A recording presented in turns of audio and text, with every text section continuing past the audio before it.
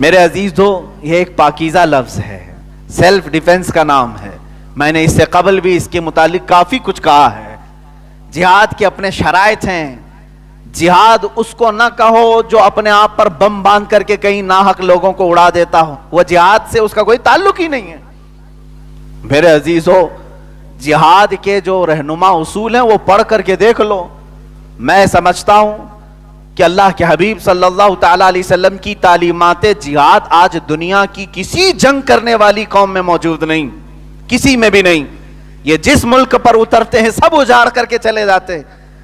جو human rights کی سب سے زیادہ بات کرنے والا امریکہ جس ملک میں اترتا ہے الو سے بھی زیادہ تباہی مچا کر کے جاتا ہے. پوری زمینیں ویران بنجر کر کے چلے جاتے ہیں. لیکن یاد ہے آپ کو تعلیمات رسول صلی اللہ تعالی علیہ وسلم، فرمایا اپنے صحابہ کو اگر جنگ کی نوبت آ جائے، پہلے تو حضور کا فرمان یہ سنیں، لا تتمنوا لقاء عدوکم. حضور فرماتے ہیں کبھی بھی جنگ کرنے کی تمنا مت کرنا. یہ میرے آقا کے فرامین ہیں. کبھی بھی دشمن سے مٹ بھیڑ ہونے کی، جنگ کرنے کی تمنا نہ کرنا. فَإِذَا لَقِيتُمْ، ہاں اگر آ پڑی جنگ ایسے، تب پھر حضور نے فرمایا کہ کیا کیا کرو. فرمایا ہے مجاہدین، جب تم کسی زمین پر اترو تو وہاں کے درختوں کے پتے نہ اکھاڑو، وہاں کی عورتوں کو ٹچ نہ کرو، گھروں میں بیٹھی ہوئی ماؤں کو اور ان کے بچوں کو نہ اٹھاؤ، بڑی عمر والوں کے ساتھ جنگ نہ کرو، انہیں معاف کر دیا کرو. آج اگر یہ اصول کسی بھی کنٹری کے پاس موجود ہیں تو ہمیں بتائیں. 2 بڑی جنگیں ہو چکی ہیں، world war first, world war 2 second. ان میں ہلاکتیں کتنی ہوئی، ایک ملک نے دوسرے ملک میں کتنوں کو مارا ہے. ایک لسٹ جا کر کے آپ انٹرنیٹ میں دیکھیں، کروڑ سے زیادہ لوگوں کو ہلاک کیا گیا. اور شہروں پر جو بم مارے گئے، تقریباً آج 70 سال ہو گئے. 2 شہر ایسے ہیں، ہیروشیما اور ناگاساکی، جس میں نیوکلیائی بم ڈالے گئے تھے. آج تک وہاں زمین میں سبزہ نہیں اگتا. یہ ہیومن رائٹس کے لوگ ہیں، ہیومن رائٹس کی بات کرنے والے علم بردار لوگ ہیں، جو زمین کو 70 سال سے بنجر کر کے رکھا ہے. اسلام نے کبھی ایسے جہاد کا حکم دیا ہی نہیں. ہم تو جہاد کا لفظ جو ہے اس پوتر اور مقدس چیز کے لیے استعمال کرتے ہیں جو آج ہر دنیا کے ہر انسان کو ضرورت ہے. سیلف ڈیفنس کا نام ہے، سیلف ڈیفنس کا نام ہے. تمہارے اوپر کوئی آفت آ گئی تو کیا تم اپنے آپ کو نہیں بچاؤ گے؟ اپنے آپ کو بچانا، اپنے دین کو بچانا، اپنی قوم کو بچانا، اس کا نام جہاد ہے. لیکن یہ 2 لفظ یہ ہماری زبانوں پر آنے دینا نہیں چاہتے، اس لیے کہ اللہ کے حبیب صلی اللہ تعالی علیہ وسلم کی حدیث سنو. حضور صلی اللہ تعالی علیہ وسلم نے فرمایا میری امت ذلیل ہو جائے گی. کب؟ حدیث کا میں مفہوم بیان کر رہا ہوں. میری امت ذلیل ہو جائے گی جب یہ جہاد کو ترک کرے اور کھیتی باڑیوں میں لگ جائے. جہاد کا مطلب ہے اپنے حقوق کا مطالبہ کرنا چھوڑ دے، اپنے حقوق کا مطالبہ کرنا چھوڑ دے. آج اپنے حق مانگنے کے لیے بھی لوگ یہ کہتے ہیں یہ بھڑکاؤ ہے. اپنے حقوق اگر مانگے جائیں تو یہ کہتے ہیں بھڑکاؤ بھاشن ہے. غالباً پچھلے ہی جمعہ کے متعلق میں نے کمزور طبقے کے لوگوں کے متعلق بات کی. ہندوستان میں دلت برادری کے ساتھ آج بھی ناانصافیاں ہیں. اس کو نیوز چینل نے، انڈیا کا ایک بڑا نیوز چینل جس کو پھیکو نیوز کہا جاتا ہے، میری تقریر چلا کر کے یوں کہتا ہے کہ بھڑکاؤ مولانا ہے، یہ کمیونٹی میں لڑانا چاہتے ہیں. یعنی تم اپنے سٹیج پر سے یہ کہو گولی مارو تو کوئی بھڑکاؤ بات نہیں، اور اگر ہم کمزور طبقے کے لیے انصاف کی بات کریں تو بھڑکاؤ بات ہے. عزیزان گرامی، بہت دیر سے چپ رہے، اس کی سزا یہ ہمیں آج مل رہی ہے. بہت دیر سے تم خاموش رہے، اس کی سزا یہ آج ہمیں مل رہی ہے. ہم اپنے حقوق نہیں مانگ رہے.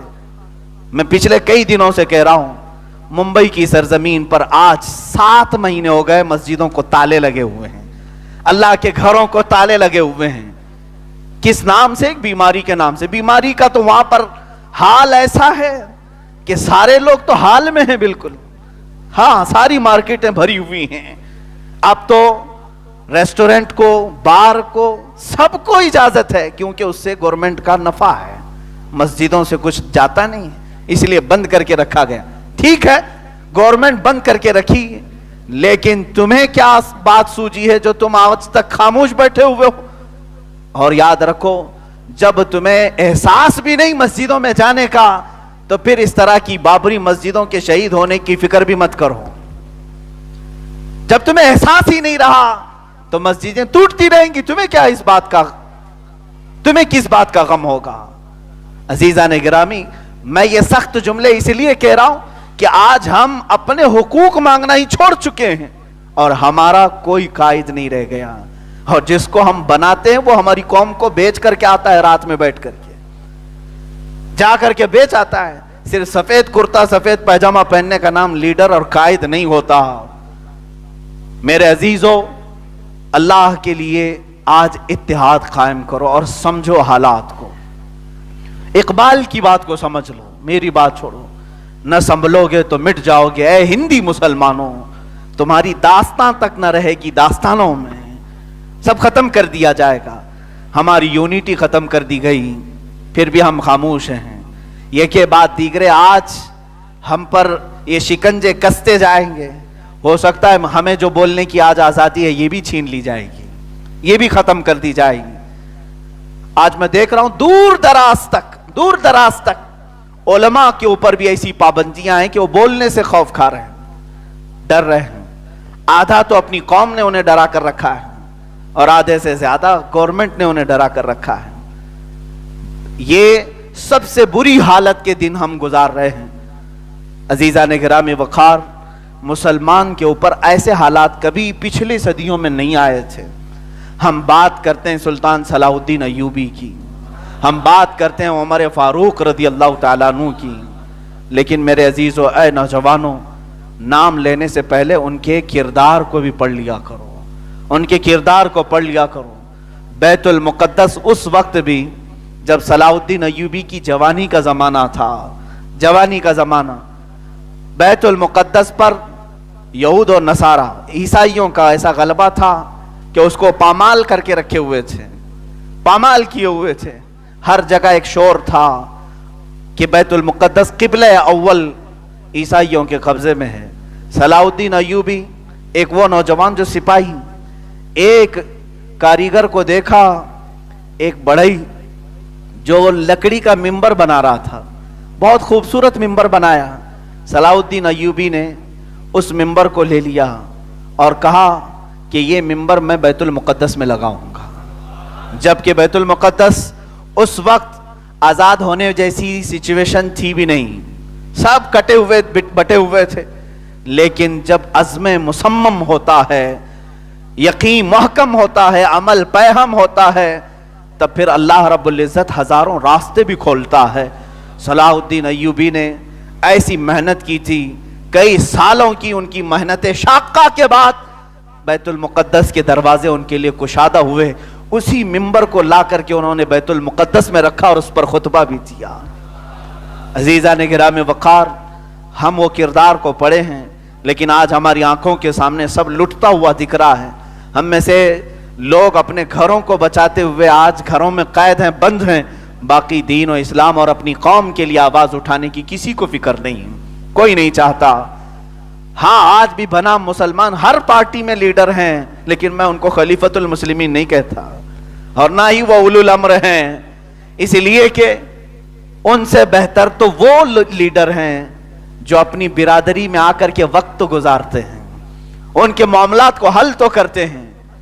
लेकिन हमारे साथ आज तक यही होता रहा कि हमारे वोटों से भी ऊपर आने वाले लोग, क़यादत में जिनको हमने पहुंचाया, वो दूसरों की गोद में जाकर बैठते हैं और फिर हमसे कहते हैं कि तुम लोग करीब मत आना, तुम्हारे आने से हमारा स्टेटस बिगड़ सकता है, हमारी इमेज खराब हो सकती है।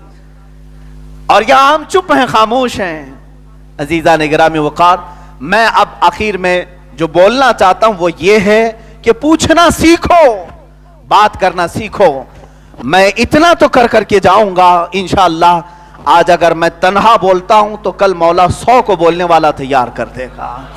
पूछना सीखो, फिर देखो इंशाअल्लाह अज़ीज اللہ تبارک و تعالی ہمیشہ حق کے ساتھ ہے. اس نے قرآن میں فرمایا وَكَانَ حَقًّا عَلَيْنَا نَصْرُ الْمُؤْمِنِينَ. مولا فرماتے ہیں میں نے اپنے اوپر لازم کر لیا ہے کہ ایمان والوں کی ہی مدد کروں گا. ڈرنے کی بات نہیں, مولا ہمارے ساتھ ہے. آج ہم جائیں گے, آج ہم مارے جائیں گے, لیکن ہمارے سے بہتر لوگوں کو اللہ اس میدان کا غازی بنا کر پیدا کرے گا. آپ دیکھیں مسجد نبوی شریف ہے, پوچھنے کا حق کسی کو نہیں ہے اسلام میں, پوچھنے کا حق نہیں تھا. نہ خلیفۃ المسلمین عمر ابن خطاب رضی اللہ تعالیٰ عنہ, جن کی فضیلت میں میرے آقا فرماتے ہیں یہ جس راستے سے گزر جائے شیطان اس راستے پر نہیں آتا, جس کے رعب و جلال کا یہ عالم ہے. اس خلیفۃ المسلمین عمر ابن خطاب رضی اللہ تعالیٰ عنہ کا حال یہ تھا کہ لوگ ڈر کر کانپتے تھے, وہ کوڑا اپنے کندھے پر لے کر کے ہی گھومتے تھے. کہیں کوئی حرام کاری کرتا ہوا دکھائی دے دیا تو پھر اس کی شامت آنی تھی.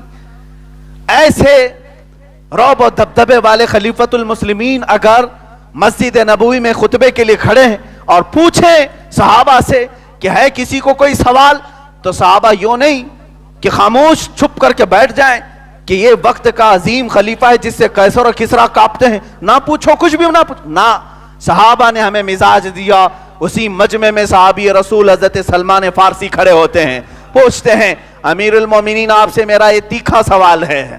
تیکھا سوال کیا ہے کہ مال غنیمت میں جو کپڑے تقسیم ہوئے سارے صحابہ کو, آپ بھی اس جہاد میں تھے, سب کو برابر برابر کپڑا آیا اور کسی کا بھی جبہ پورا نہیں بن رہا ہے, آپ کا جبہ پورا کیسے بن گیا؟ کیا آپ نے مال غنیمت میں سے اپنے لیے زیادہ کپڑا لے لیا؟ یہ پوچھنے کا حق بھی اسلام نے ہمیں دیا ہے. وقت کے خلیفہ اسلام کو صحابی رسول مجمع میں سے پوچھ رہے ہیں, اور حضرت عمر فاروق نے یہ نہیں کہا کہ اس کو باہر کر دو, نکال دو. یہ سوال کیسا کرتا ہے؟ آج پرائم منسٹر سے کوئی میڈیا والا پوچھ نہیں سکتا. ہاں پوچھے گا تو یہ پوچھے گا آپ آم کیسے کھاتے ہیں, باقی یہ نہیں پوچھے گا کہاں گئے پیسے, کہاں گیا کالا دھن, یہ نہ پوچھے. سارا سکرپٹڈ ہے. یہ ڈیموکریسی ہے جس میں ڈکٹیٹرشپ لائی گئی ہے. یہاں سوال کرنے کا حق نہیں. آپ ان سے نہ پوچھو, ان کے دشمنوں کو جتنا کھود کر کے پوچھو اتنا اچھا سمجھا جائے گا آپ کو, ان کو نہ پوچھو. ہاں حضرت عمر فاروق رضی اللہ تعالیٰ عنہ نے اپنے دربار سے نکالا نہیں, جواب دیا. فرماتے ہیں میرے بیٹے عبداللہ بھی جہاد میں شریک تھے, ان کو بھی کپڑا ملا, مجھے بھی ملا. انہوں نے اپنا کپڑا مجھے ہبا کر دیا, میں نے دونوں ملا کر کے سلا لیا, میرا جبہ پورا ہو گیا.